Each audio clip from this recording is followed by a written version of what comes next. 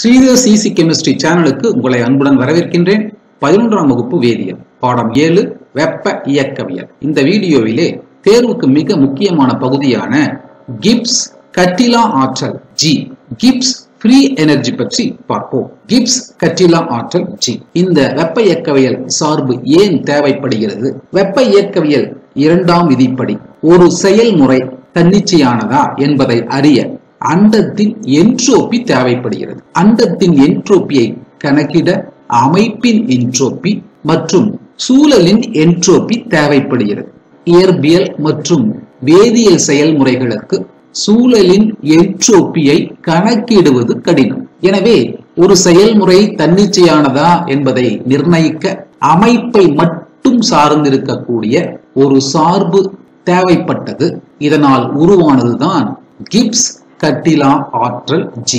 1870களில் ஜோசாய் Willard Gibbs என்பவரால் முன்மொழியப்பட்டது. Gibbs கட்டிலா ஆற்றல் என்றால் என்ன?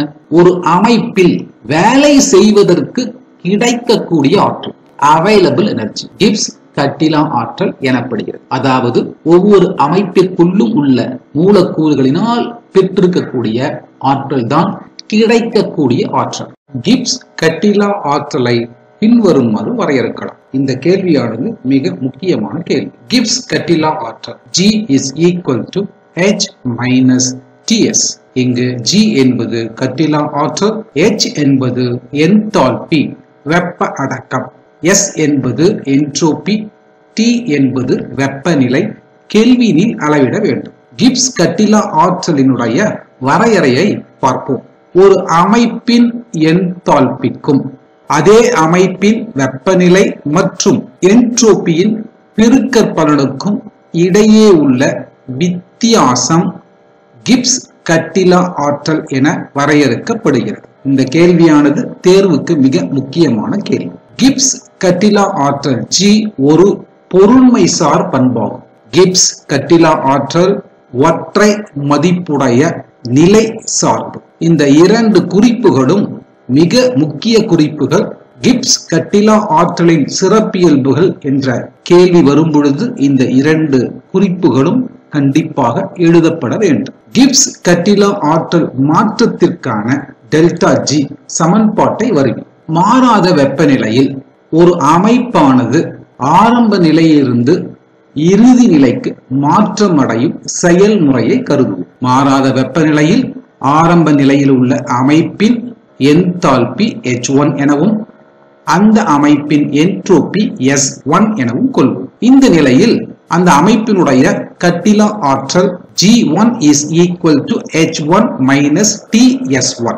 ஆரம்ப நிலையில் உள்ள அமைப்பானது இறுதி நிலைக்கு மாற்றம் அடையும் பொழுது அந்த அமைப்பினுடைய என்தால்பி H2, அதன் என்ட்ரோபி S2. எனவே இறுதி நிலையில் G2 is equal to H2 minus T_S2. இறுதி மற்றும் ஆரம்ப நிலைக்கு இடையே உள்ள வேறுபாடு G2 minus G1 is equal to H2 minus H1 minus T into S2 minus S1. எனவே G2 minus G1 is equal to delta G, H2 minus H1 is equal to delta H minus T, S2 minus S1 is equal to delta S. இதுவே கட்டிலா ஆற்றல் மாற்றத்திற்கான வாய்பாடு. அதாவது மாறாத வெப்பநிலையில் delta G is equal to delta H minus T delta S. Gibbs கட்டிலா ஆற்றல் மாற்றத்திற்கும் செயல்முறைகளுக்குமான தொடர்பை எழுது. இந்த கேள்வி தேர்வுக்கு முக்கியம். வெப்ப இயக்கவியலை பொறுத்தளவில் 3 செயல்முறைகள் முக்கியத்துவம் பெறுகின்றன. 1 தன்னிச்சையான செயல்முறை, 2 சமநிலை செயல்முறை, 3 தன்னிச்சையற்ற செயல்முறை. இந்த செயல்முறைகளுக்கும் கிப்ஸ் கட்டிலா ஆற்றலுக்கும் என்ன தொடர்பு என்பதை பார்ப்போம். ஒரு தன்னிச்சை செயல்முறைகளுக்கு delta G is less than 0. அதாவது ஒரு தன்னிச்சை செயல்முறைக்கு டெல்டா G னுடைய மதிப்பானது எதிர்குறி மதிப்பாக அமையும். ஒரு சமநிலை செயல்முறைக்கு delta G is equal to 0. ஒரு தன்னிச்சையற்ற செயல்முறைக்கு delta G is greater than 0. அதாவது தன்னிச்சையற்ற செயல்முறைகளுக்கு டெல்டா G னுடைய மதிப்பானது நேர்குறி மதிப்பாக அமையும். ஆக இந்த கேள்வி மிக முக்கியமானது, நன்கு பார்த்துக் கொள்ள வேண்டும். அடுத்த கேள்வி, கிப்ஸ் கட்டிலா ஆற்றல் மாற்ற சமன்பாட்டிலிருந்து அமைப்பு செய்யும் அதிகபட்ச வேலைக்கான சமன்பாட்டை வருவி. இந்த கேள்வியும் மிக முக்கியமான கேள்வி. 3 மதிப்பெண் வினாவில் கேட்கப்படுவதற்கான வாய்ப்பு உள்ளது. கிப்ஸ் கட்டிலா ஆற்றல் மாற்றம் delta G is equal to delta H minus T delta S என்பதை நாம் அறிவோம். வெப்ப இயக்கவியல் முதல் விதிப்படி என்தால்பி மாற்றம் delta H is equal to delta U plus P delta V என்பதை நாம் அறிவோம். டெல்டா U என்பது அக ஆற்றல் மாற்றம், P என்பது அழுத்தம், டெல்டா V என்பது கன அளவு மாற்றம். இந்த சமன்பாட்டை இச்சமன்பாட்டில் புகுத்தி எழுதுவோம். Delta G is equal to delta H ற்கு பதிலாக delta U plus P delta V minus T delta S. வெப்ப இயக்கவியல் முதல் விதிப்படி டெல்டா U என்பது Q plus W என்பதை நாம் அறிவோம். இங்கு Q என்பது வெப்பம் பிளஸ் W என்பது அமைப்பு செய்த வேலை. வெப்ப இயக்கவியல் இரண்டாம் விதியின்படி என்ட்ரோபி மாற்றம் என்பது அமைப்பின்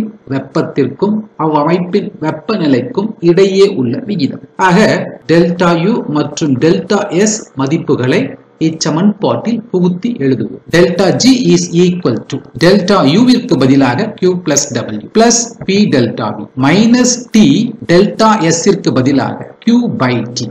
ஆக plus Q minus Q T ஆகியவற்றை கேன்சல் செய்து எழுத delta G is equal to W plus P delta V. தன்னிச்சையான செயல்முறைகளுக்கு டெல்டா G னுடைய மதிப்பு எதிர்குறி என்பதை சற்று முன்தான் கற்றோம். எனவே குறியை மாற்றி எழுத minus delta G is equal to minus W minus P delta V. ஆக மாறாத வெப்ப அழுத்த நிலைகளில் ஒரு செயல்முறை நிகழும் பொழுது கட்டிலா ஆற்றல் குறைவு, அதாவது மைனஸ் டெல்டா G என்பது அமைப்பு செய்யும் அதிகபட்ச வேலைக்கு சமம். ஆக minus delta G is equal to minus W minus P delta V என்பது அமைப்பு செய்யும் விரிவடைதல் வேலையை தவிர்த்து அமைப்பிலிருந்து பெறக்கூடிய அதிகபட்ச வேலைக்கான சமன்பாடு ஆகும். இந்த வீடியோவிலே கிப்ஸ் கட்டிலா ஆற்றல் என்றால் என்ன, கிப்ஸ் கட்டிலா ஆற்றலின் வரையறை, கிப்ஸ் கட்டிலா ஆற்றல் மாற்றத்திற்கான சமன்பாடு, கிப்ஸ் கட்டிலா ஆற்றல் மாற்றத்திற்கும் செயல்முறைகளுக்கும் உள்ள தொடர்பு மற்றும் கிப்ஸ் கட்டிலா ஆற்றல் மாற்ற சமன்பாட்டிலிருந்து எவ்வாறு அமைப்பு செய்யும் அதிகபட்ச வேலைக்கான சமன்பாடு வருவித்தல் ஆகியவற்றை பற்றி நன்கு புரிந்து கொண்டிருப்பீர்கள் என நம்புகின்றேன். இந்த வீடியோ உங்களுக்கு பிடித்திருந்தால் லைக் பண்ணுங்க, ஷேர் பண்ணுங்க, கமெண்ட் பண்ணுங்க. மறக்காம ஸ்ரீதர்ஸ் ஈஸி கெமிஸ்ட்ரி சேனலை சப்ஸ்கிரைப் பண்ணுங்க.